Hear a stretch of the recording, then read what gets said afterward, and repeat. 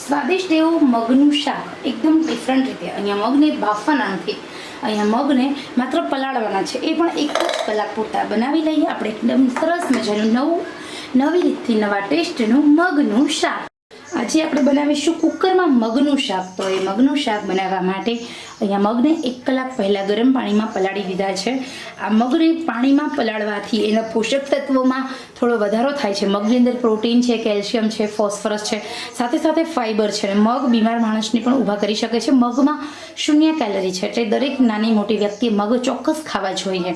તો અહીંયા હવે આપણે 1 કલાક સુધી મગ પલળી ગયા છે। કુકરમાં મેં 2 ચમચી તેલ ગરમ કરવા મૂકી દીધું છે। હવે આપણે બનાવી લઈએ એકદમ સરસ મજાની સ્વાદિષ્ટ એવી ઇન્સ્ટન્ટ બનતી મગની બાફિયા વગર કુકરમાં બનતી સબ્જી। તેલ આપણું જેવું ગરમ થશે એટલે આપણે વઘાર કરીશું। તો અહીંયા આપણે રાઈ એડ કરીશું। રાઈનું તડતડ જેવું બંધ થાય એટલે આગળની વસ્તુ એડ કરવાની। રાઈ એકદમ સરસ સંતળાઈ જાય, રાઈનું તડતડ બંધ થાય એટલે આપણે એડ કરવાનું છે એમાં જીરું ઉમેર્યા પછી હવે આપણે એડ કરીશું લસણ ઉમેર્યા પછી આપણે એડ કરીશું લીલા સમારેલા મરચાં એડ કર્યા પછી આપણે ઓનિયન એડ કરવાની છે।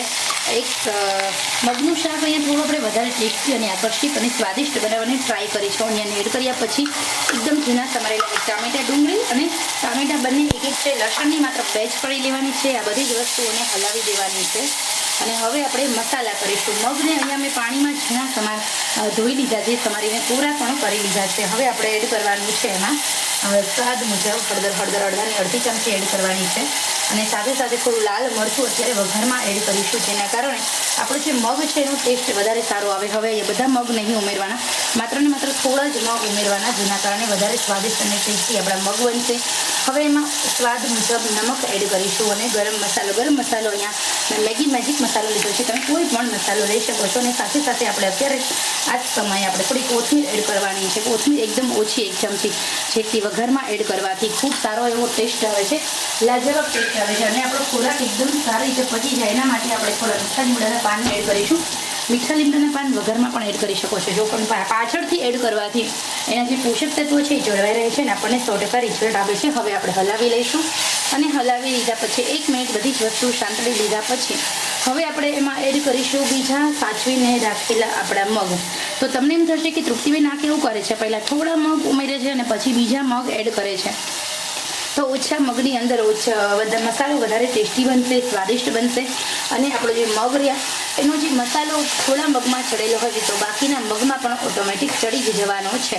હવે એકદમ મસ્ત મજાનું આપણા મગનું શાક બનાવવા માટે 1 મિનિટ સુધી મસાલો એડ કરી શાંતડી લીધા પછી આપણે એમાં 1 વાટકી મગ હોય તો 4 વાટકી પાણી ઉમેરવાનું છે। એ મેઝરમેન્ટથી આપણે એડ કર્યું છે પાણી ઉમેર્યા પછી પાણીને આપણે હવે થોડું ગરમ થવા દેવાનું અને પછી આપણે એડ કરીશું એમાં કશું જ ઉમેરવાનું નથી, સોરી હું એડ કરું ભૂલી ગઈ, લીડ કવર કરી અને મસ્ત મજાની 4 સીટી થવા દઈએ। ટેસ્ટી મગનું શાક બનીને ફટાફટ રેડી થઈ જશે।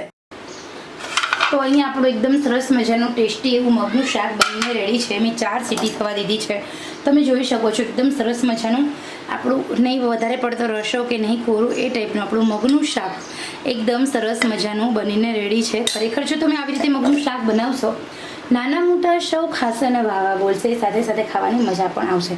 તો ખરેખર મિત્રો આ સબ્જીની રેસીપી પસંદ આવી હોય ને તો દિલથી લાઈક, શેર, સબસ્ક્રાઈબ અવશ્ય કરશો। ચલો આપણે ફરી મળીશું અને હા, આજની રેસીપી કેવી લાગે છે કોમેન્ટ બોક્સમાં જરૂર જણાવજો।